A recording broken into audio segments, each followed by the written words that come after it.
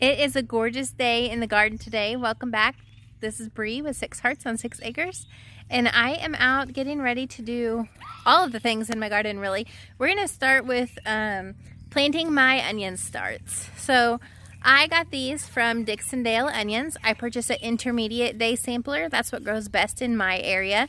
Depending on where you live, your onions are either short day, intermediate day, or long day. Depending on how many hours of sunlight you get in the longest part of your day, that's when the bulbs are going to start forming. So for my area, I need intermediate day, and they start growing at about 10 to 12 hours of sunlight, and then they'll start bulbing up.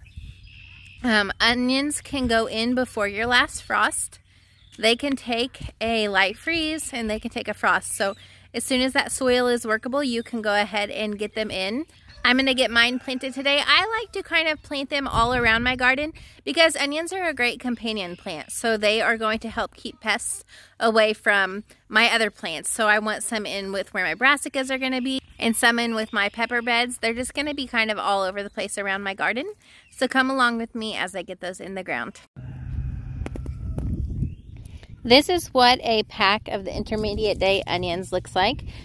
It is a mix between candy red, candy, and what is the third variety? Candy red, candy, and I can't remember, but it's a mix between 3 different varieties. They come kind of all different sizes. I had really great success last year growing these and had huge onions.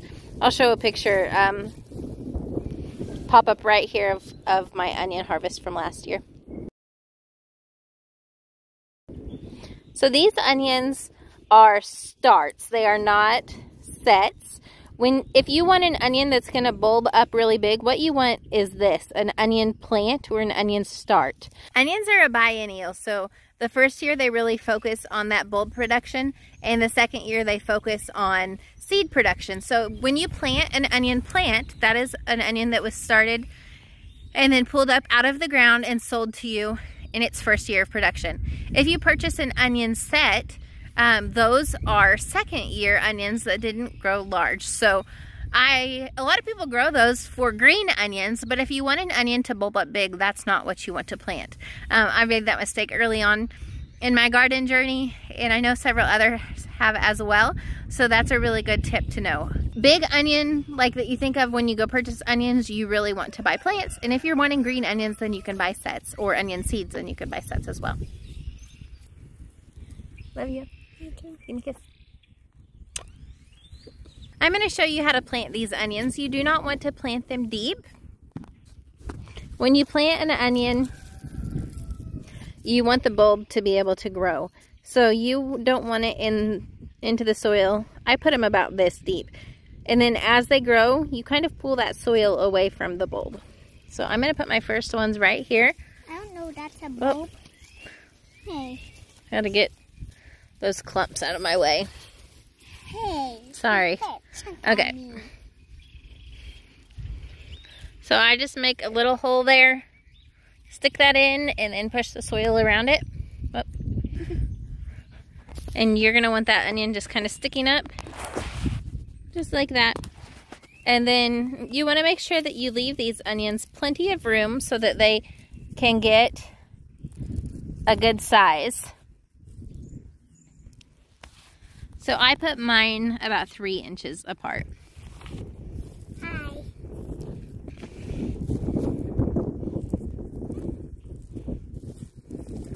I know these onions kind of look dry and rough, but when onions are pulled, they can survive off of that bulb for 2 weeks.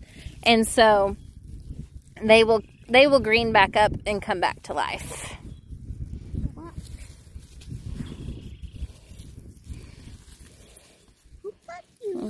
Some rocks in the doorway. Maybe that because she accidentally maybe not know there was a rocks in that pile of dirt.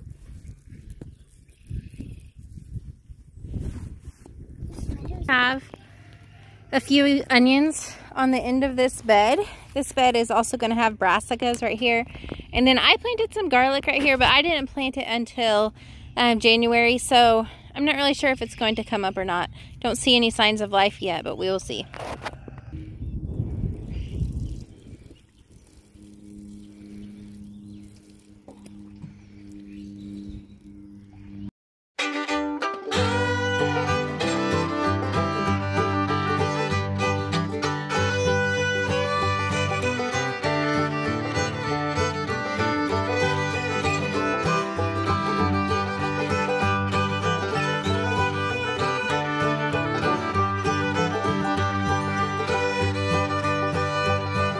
I looked it up. The varieties were Candy, Superstar, and Red Candy Apple.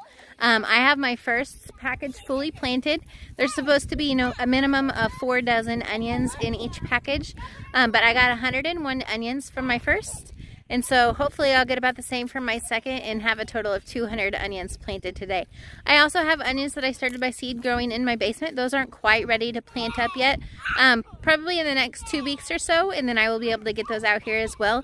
I should have at least 300 onions this year, which I'm super excited about. We will use those to can, and then they store really well, so we'll eat on them throughout the year. And hopefully, fingers crossed, we won't have to buy onions from the store this year.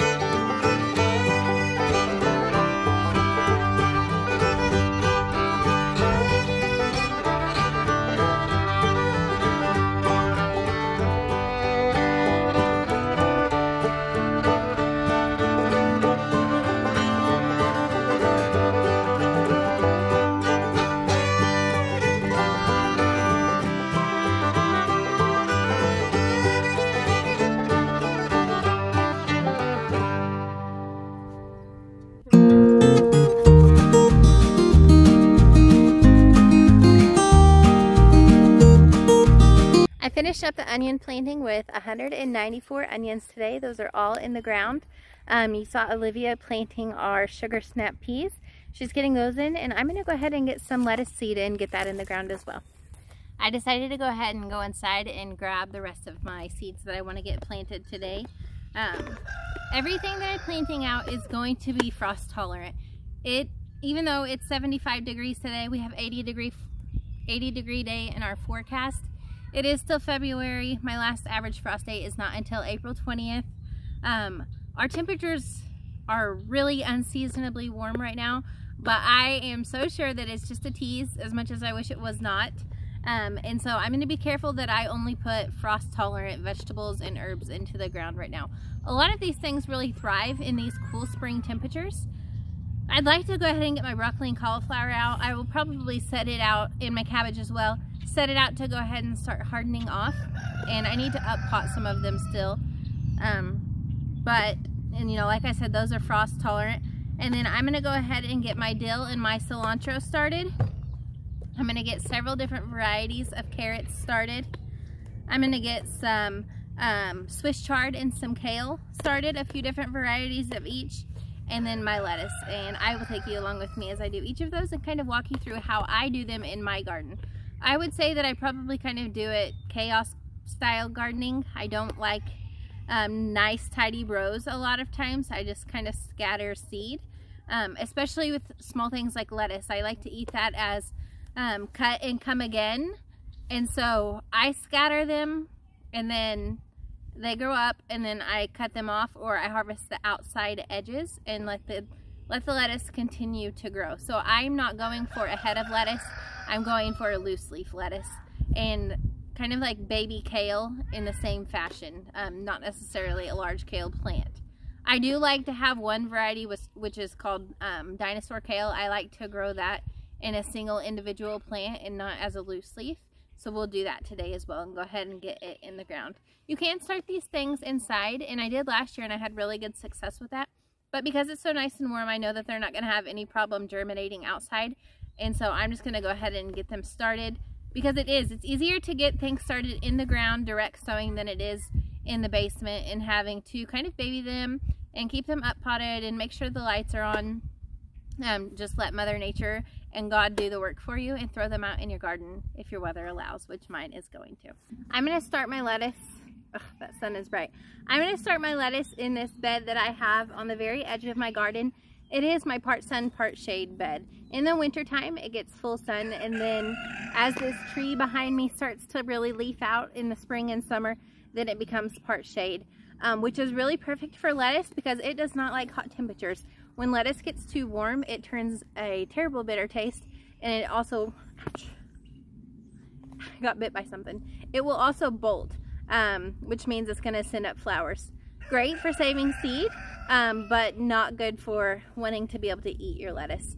So that's why I choose to put it in a partial shade area. If you don't have that, it will do fine in a full sun area as well. But you will want to make sure that you harvest early in the morning and just pull those plants once your weather starts getting hot. If you have chickens, that's what we do with ours. Once they start to turn better, I pull them and give them to our chickens, and they love to be able to snack on those. So let me choose what lettuces I am going to plant today, and I will show you what I'm throwing in. Actually, I have a really large lettuce collection for some reason. We do eat a lot of salads, but probably not enough to have this many seeds. I think a lot of these I've gotten as free seed over the years. I see several of them that say that. But what I'm going to do is just take a little sprinkle of each seed, throw it in my hand, and just throw it in the garden. Some red salad bowl, some butter crunch, Mizuna, just a green leaf, Cimarron, some Paris Island Cause, a slow bolt variety, a salad bowl mix, Lala Rasa, Forellenschluss, some mesclun, and Marvel of Four Seasons.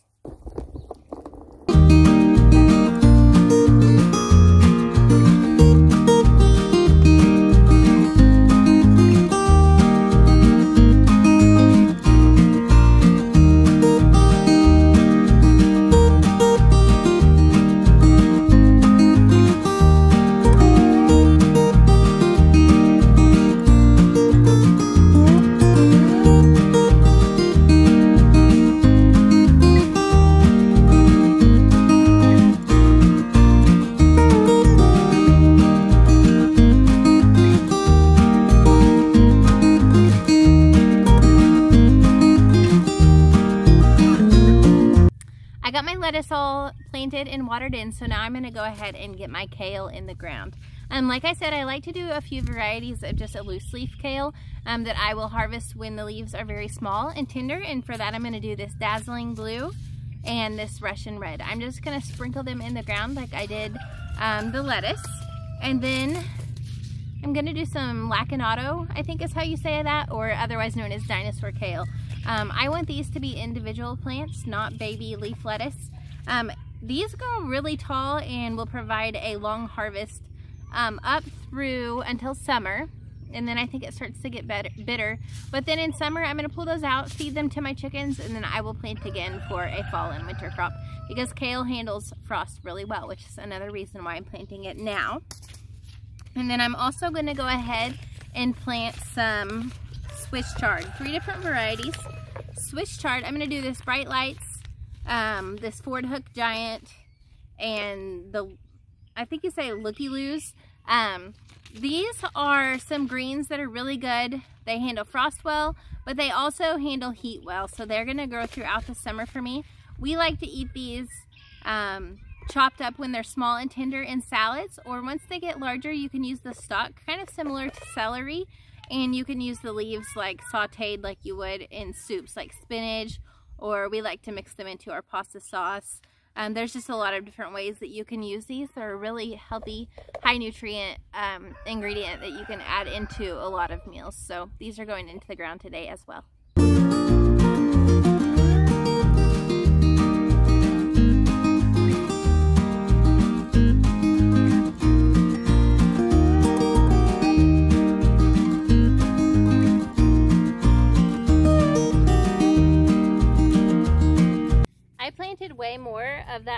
charge that I'm gonna need. But as I thin it out, we will eat it. So too many plants are gonna grow in those spots.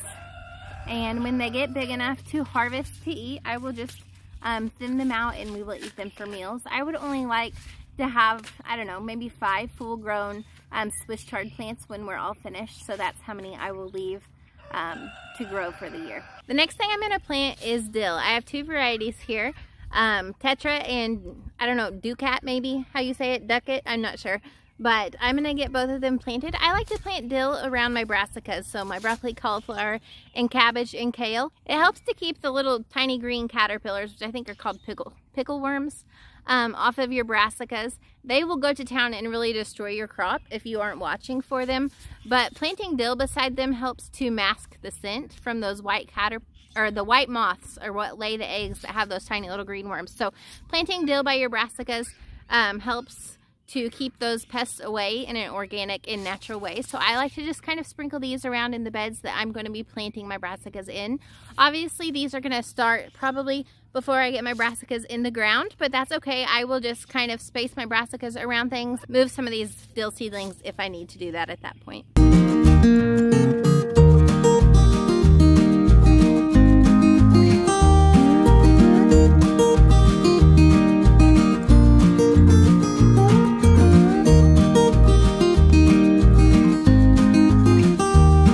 The next thing that I'm going to go ahead and put in my garden are my cilantro and parsley seeds.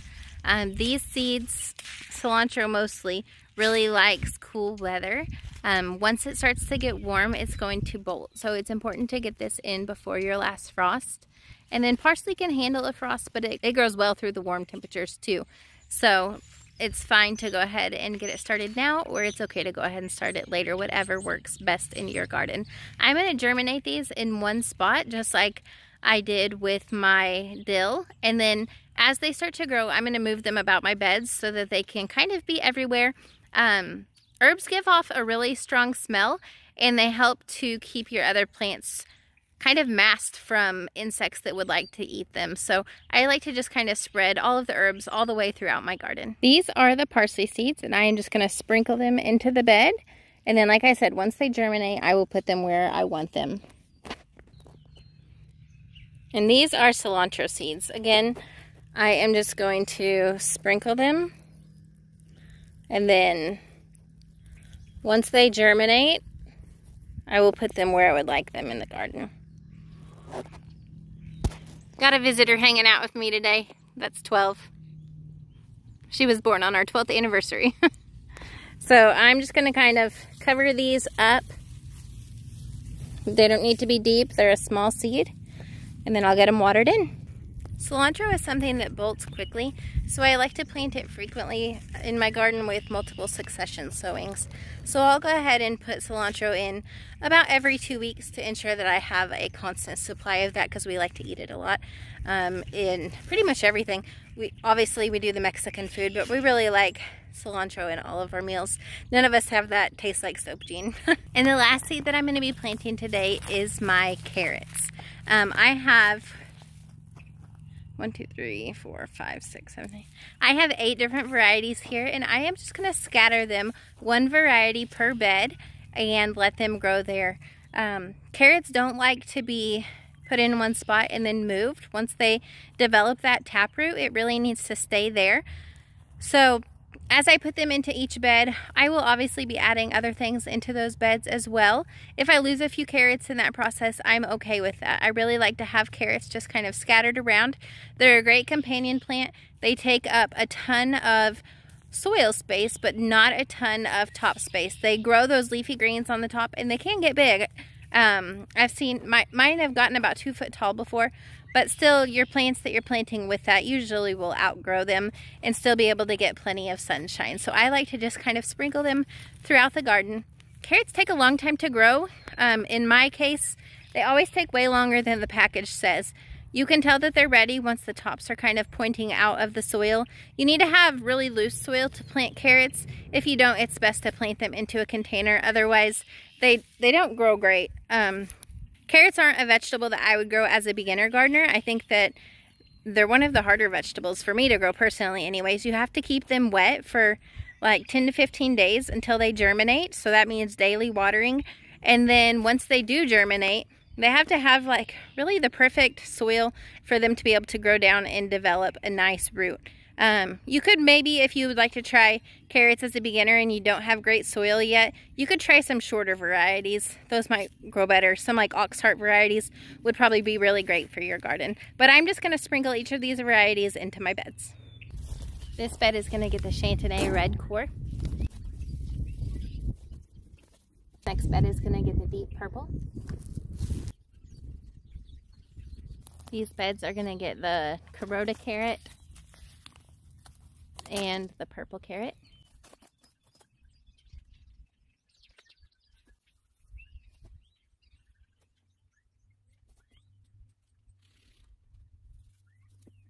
These are going to get the Pusa Aceta black and the Danvers half long.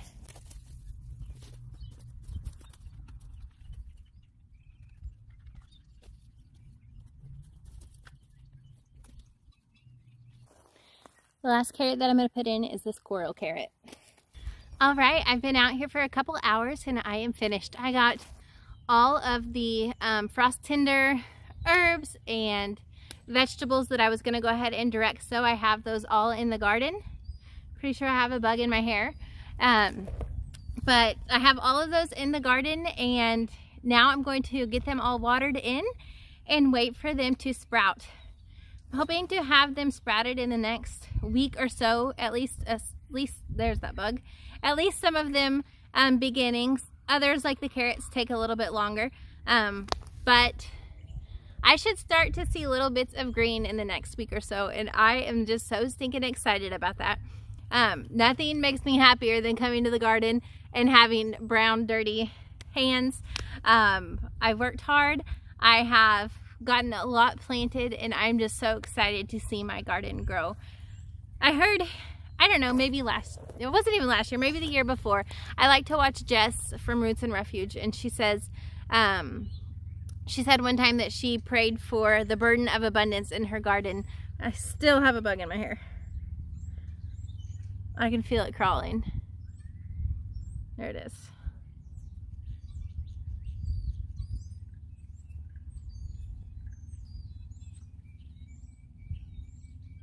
I got it. Anyways, she said that she prays for the burden of abundance in her garden, and that's something that last year I started praying over my garden as well. As I work, I just pray for the burden of abundance. I want these crops to just grow exceedingly well. I want my kitchen to be full. I want my pantry to be full. I want to be able to share. I want to be able to preserve, and in all of the ways. I like to can, I like to dehydrate, I like to freeze, and we like to do a ton of fresh eating. Ugh, another bug in my hair.